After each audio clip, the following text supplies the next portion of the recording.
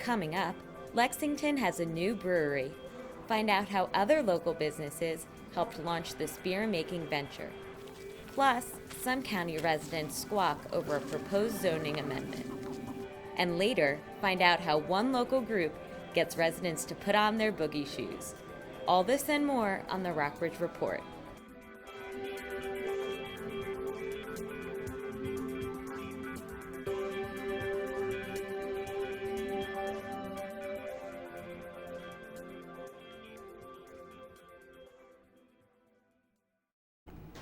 Good afternoon and welcome to the Rockbridge Report. I'm Michael Freeman. And I'm Victoria Taylor. Public bus service will begin working in the area on March 31st. The system known as Maury Express will run 2 buses between Lexington and Buena Vista. Each city will have multiple stops, including one at the Free Clinic, Walmart, and both downtown districts. There will also be a transfer station at the Goodwill in Lexington to allow passengers to travel between cities. The bus system was created to help mobilize those who cannot afford their own transportation.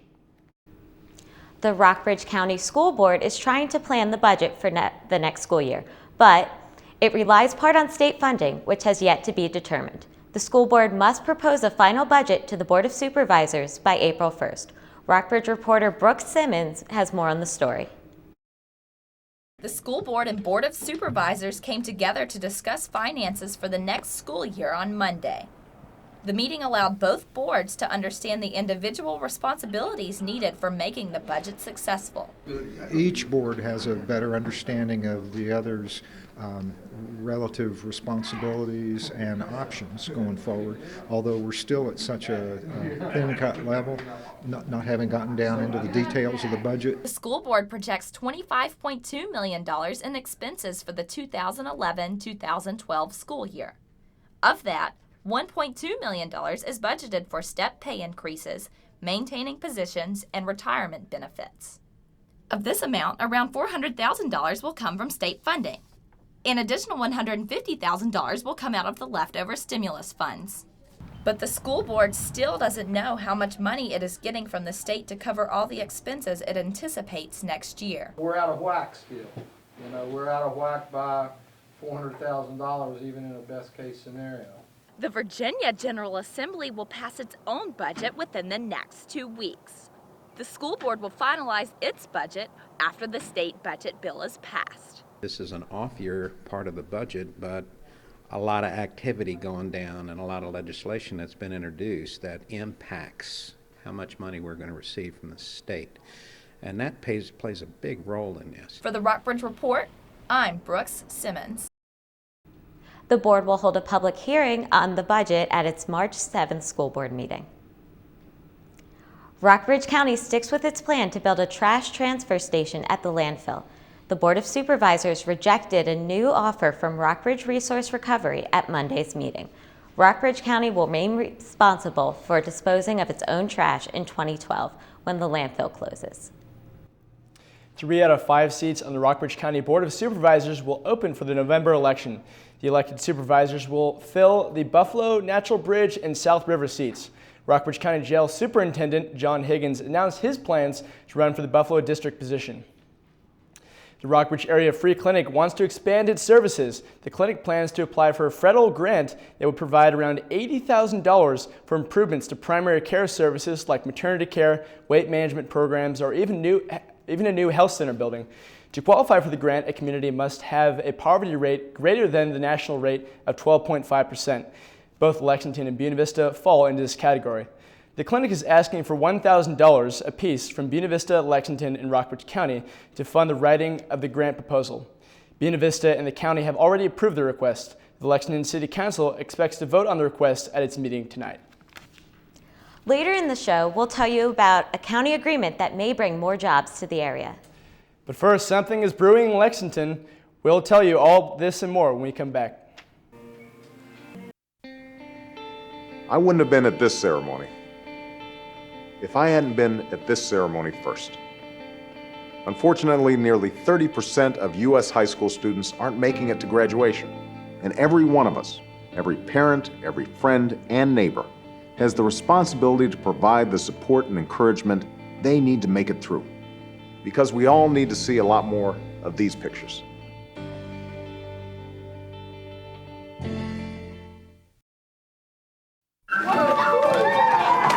I'm lucky. Let me help you with that. I get to do something I love. It has nothing to do with touchdowns or titles. Everybody bring it in. I get to play a part in the life of someone just starting out. How many of you think homework is just as important as teamwork? I help keep kids in school. Good. And that's the name of the game. My name is LaDainian Thomason. I don't just wear the shirt, I live it. Give, advocate, volunteer. Live United.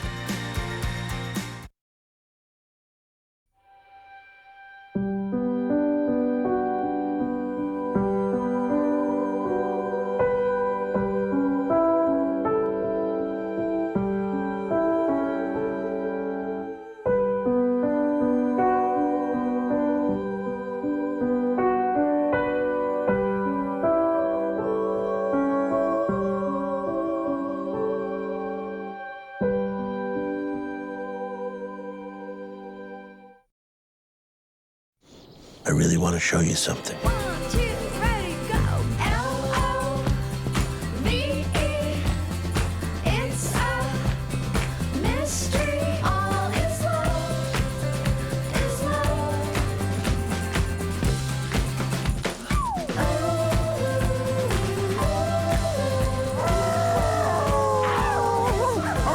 Did you play today? For great play ideas, visit www.smallstep.gov. It's not often that beer, chocolate, and coffee go together, but Lexington's newest business, Blue Lab Brewing Company, has managed to do just that. Rockbridge reporter Gage Smith has more on what this new addition is bringing to the local community. Lexington's Blue Lab Brewing Company on Randolph Street has been open since November 2010, but it had its official grand debut January 29th. The microbrewery is run by two owners with Washington and Lee connections. Tom Lovell, the Assistant Director of Alumni Affairs, and Bill Hamilton, an Associate Professor of Biology. We're brewing again at Bill's house for several years with the idea of taking it to that next step. And finally we decided, or better said, our wives said, either do it or shut up. And so we took the lead. The brewery got a little help on its start from two other local businesses, Lexington Coffee Roasting Company and Cocoa Mill Chocolatier. Bill Hamilton, who's our head brewer and my partner, came up with the idea of reaching out to the Cocoa Mill Chocolatier and Lexington Coffee and getting some of their ingredients and using our stout and putting together a coffee or a chocolate coffee stout. They called us and they needed a dark roast for a special stout that they were doing. Traded with them 2 kinds of chocolates for the equivalent in the product that he's going to make with it. All three companies want to return the generosity of the local community and its businesses. I think that the local community is unusually supportive of local products. Obviously we are locally owned and we're trying to create the market for the locals. Blue Lab Brewing Company hopes to do 100 barrels of beer a year and is already on schedule to do more than that. For the Rockbridge Report, I'm Gage Smith. And another brewery received the go-ahead from the Board of Supervisors on Monday. Mountain View Brewery, an extension of Devil's Backbone Brewery in Nelson County, will begin its plans for its craft brewery in Rockbridge County. The property that was formerly near Natural Bridge High School may be developed in the next few years. The Rockbridge County Board of Supervisors approved a plan for local entrepreneur Scott Sayre to use the building for future business ventures. The agreement was made in an effort for Sayre to create full-time jobs and bring property tax revenue to the county. You know, we're hoping to get at least 20 jobs created within the next 5 years. Now, the job creation doesn't kick in until the county gets broadband down there. The property is currently used for recreational activities, and Sayre says he will continue to allow the public to use the football field and gym. Coming up, we'll tell you why a state bill to fight childhood obesity has some schools concerned. And find out why a new zoning amendment could bring foul neighbors to some county residents. All this and more when we come back. Hey. Ready to go? Yeah, but the fire's not out. It's close enough. Huh. Close enough? If it's too hot to touch, it's too hot to leave. I mean, the next thing you know, you've torched our whole neighborhood. Which is why we're not going anywhere? Exactly. 9 out of 10 wildfires are caused by humans. Only you can prevent wildfires. Es un gran día para los deportes. Vaya festín de jugadas que tenemos. Mucha acción, David, por eso nos vamos directamente a la pelota. Es el duelo padre-hijo en el jardín. Batazo al jardín derecho, no. Y se cayó. Se cayó, pero bueno, ahí va. Nos vamos ahora al básquet, 2 contra 1. Y la clava. Solita, la clavó. Y ahora al fútbol. Ahí está papá, que la pase. Solo. Lo va a definir, golazo. Estas son escenas que no se repiten. Las mejores jugadas suceden en casa. Tómate el tiempo para ser un buen papá. It's a great day, isn't it? Yeah. Too bad your boat's gonna sink at 11:05.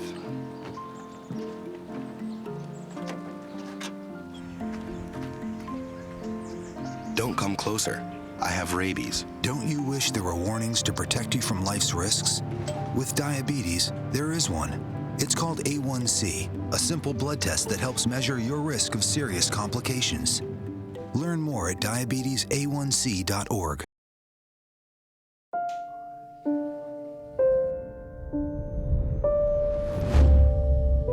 What if a disaster strikes without warning?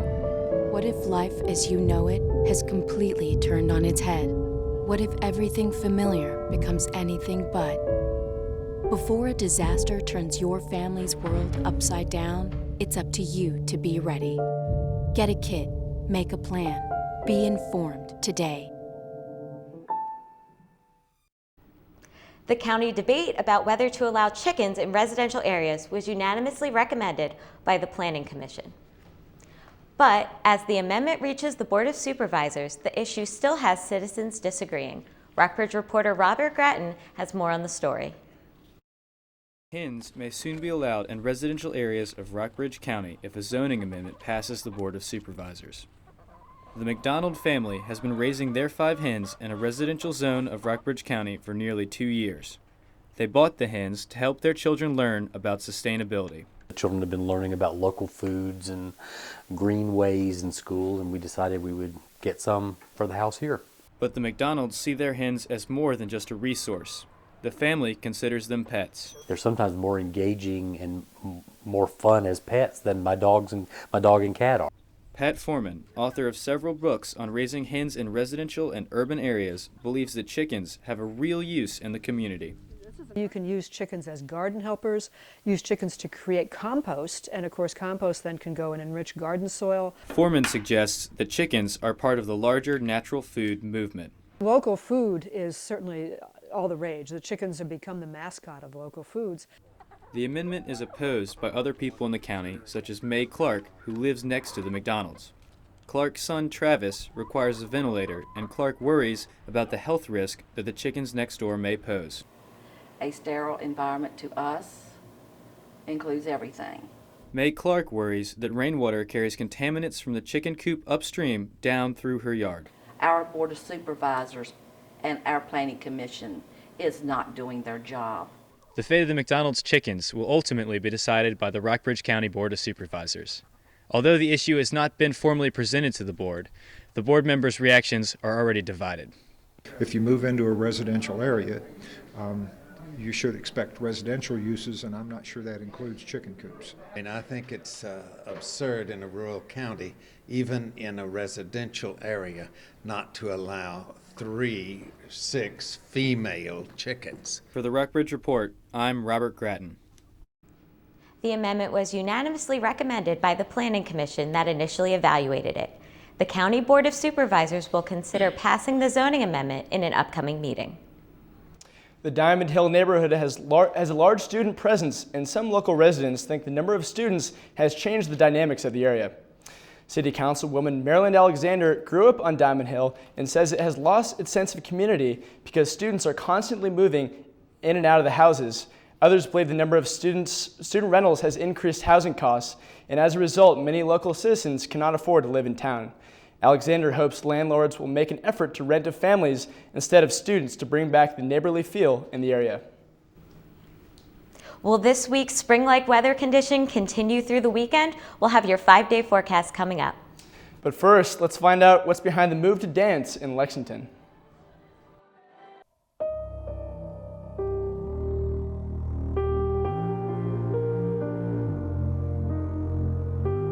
hurricane has passed.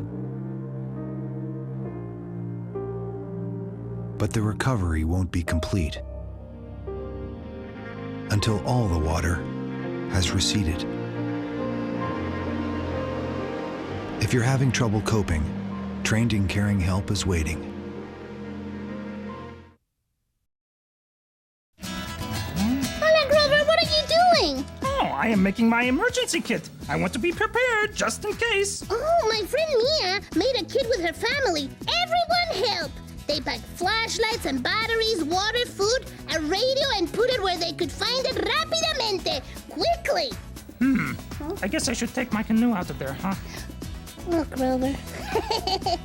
Help your family get ready for an emergency. Learn more at ready.gov/sesame.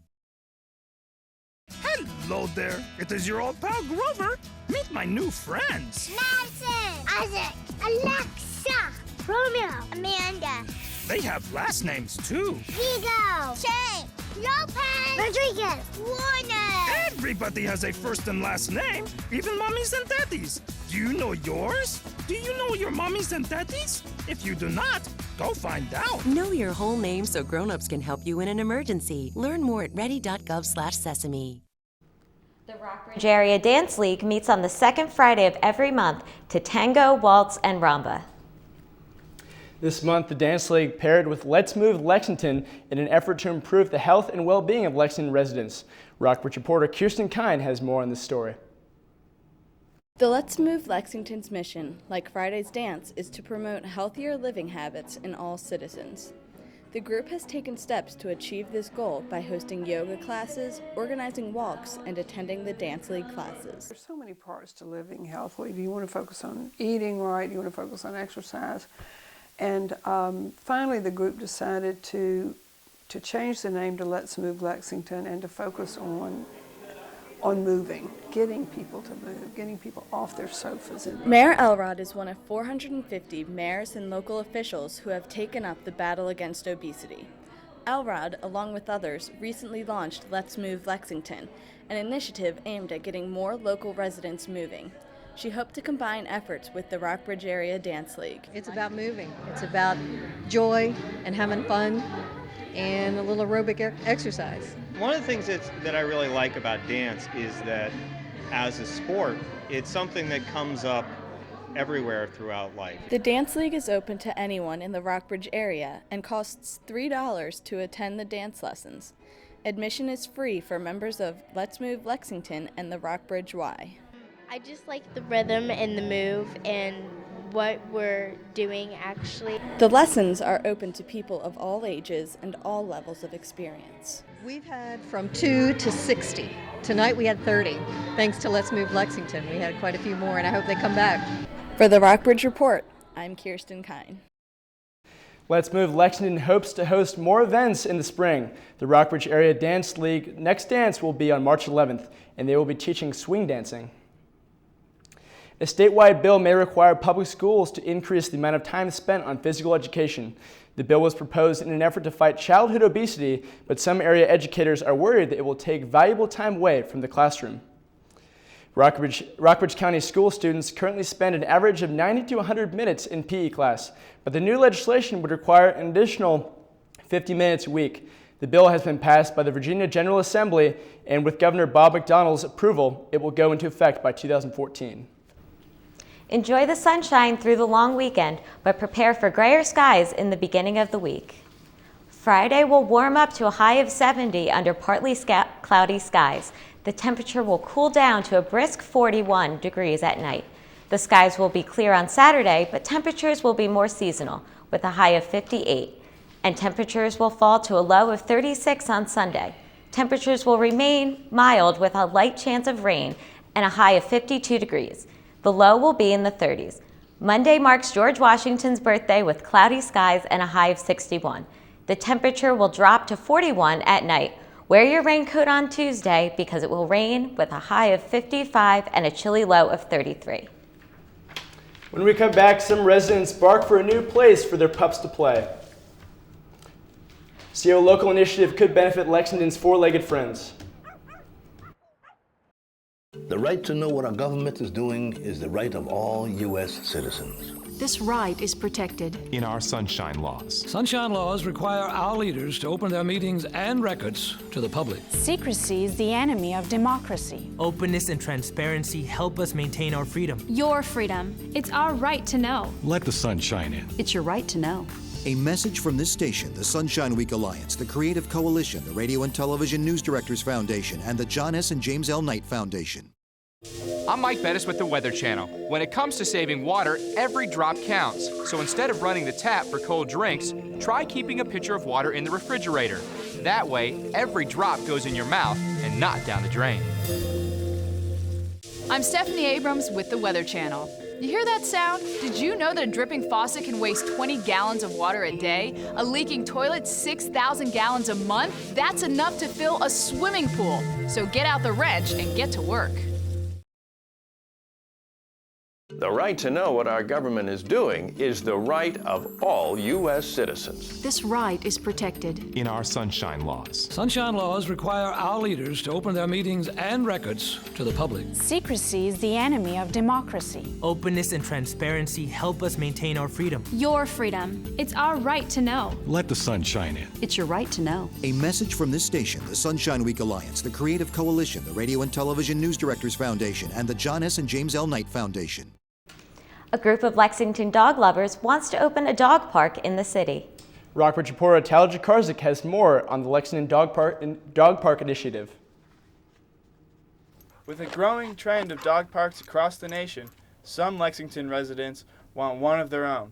City Councilwoman Mary Harvey believes a dog park can be an enjoyable place for owners and dogs alike. It was something that I thought Lexington probably could use to draw people downtown, to get people to sit with each other. Just a community kind of feel to it. Captain Sarah Wadsworth is the founder of the Lexington Dog Park Initiative. In a phone interview, she said a dog park is a great place for puppies to socialize with other dogs, which is an important part of their development.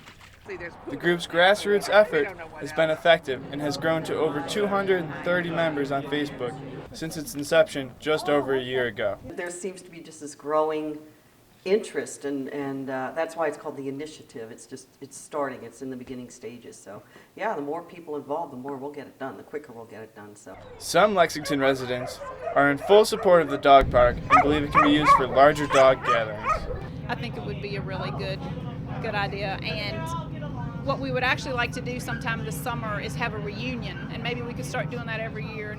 Other residents think a dog park is a good idea, but still have some concerns with how the dogs will interact. I do have some reservations about it because not every dog is a nice dog and is social with other dogs, and I'd worry about the altercations. Sometimes there are problems in the dog parks because the dogs don't have their manners. But as long as people are willing to teach the dog correct etiquette, yeah, no problem at all. The Lexington Dog Park Initiative hopes to raise $30,000 to construct the new park. The group will model the park after the Highland Dog Park in Roanoke, which opened in May of 2009. For the Rockbridge Report, I'm Tyler Jakarzik. The group has already had informal talks with City Manager John Ellistad, but will formally make a proposal to City Council at the March 3rd meeting. Well, that's all we have for you today. I'm Michael Freeman. And I'm Victoria Taylor. Don't forget to check us out on the web at rockbridgereport.wlu.edu. Have a great night. Good night.